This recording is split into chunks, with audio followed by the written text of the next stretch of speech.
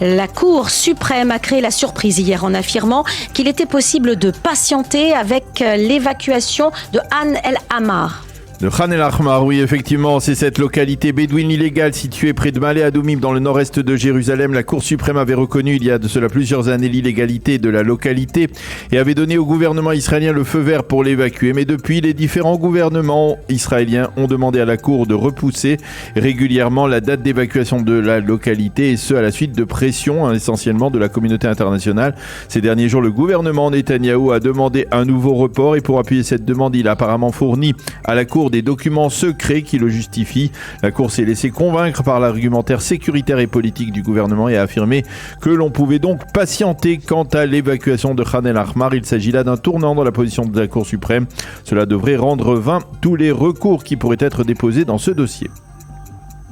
Le Hamas se fait à nouveau menaçant à propos de la marche des drapeaux à Jérusalem. Oui, il s'agit de la traditionnelle marche qui réunit des milliers de jeunes du sionisme religieux le jour de la réunification de Jérusalem, Yom Yerushalayim. Ces jeunes brandissent des drapeaux et pénètrent dans la vieille ville via toutes les portes des murailles. Hier après-midi, le Hamas a évoqué la tenue de cette marche des drapeaux et a affirmé que Jérusalem, je cite, restera la capitale de l'État de Palestine. Nous ne permettrons pas à Israël de judaïser l'esplanade de Eid el-Aqsa, a déclaré le porte-parole du mouvement terroriste palestinien.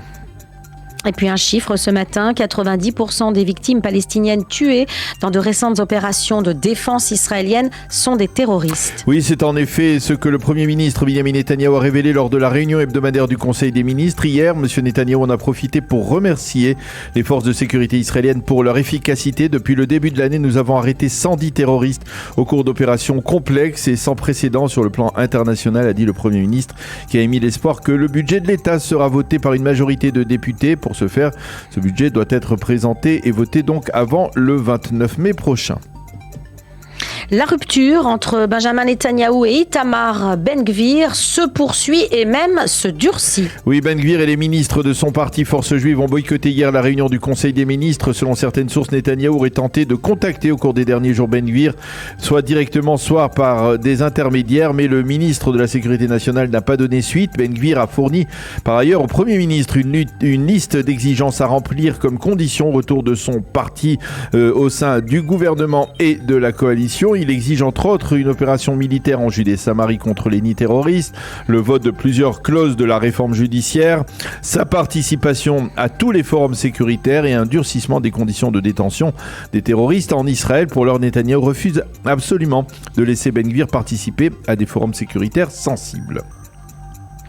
Alors, le gouvernement a validé hier en Conseil des ministres le projet d'électricité cachère. De quoi s'agit-il, Daniel ? Eh bien, de facto, le gouvernement israélien a approuvé la première étape d'un vaste plan d'action sur le changement lié au changement climatique. Et ce plan devrait d'ailleurs permettre à la Compagnie nationale d'électricité d'installer une centrale qui fournirait de l'électricité cachère. Il s'agit de créer des générateurs puissants qui fourniront à la population orthodoxe de la ville de Bnei Brak de l'électricité sans qu'elle ne passe par la centrale électrique nationale et donc sans que des juifs n'aient besoin de travailler le Shabbat pour fournir cette électricité. Désormais, avec ces installations, il sera possible de fournir de l'électricité aux habitants orthodoxes de la ville sans qu'ils n'aient à enfreindre, selon leur approche, la halakha. Et puis pour terminer, Daniel, c'est ce soir que débuteront à Méron les festivités de Lag BaOmer.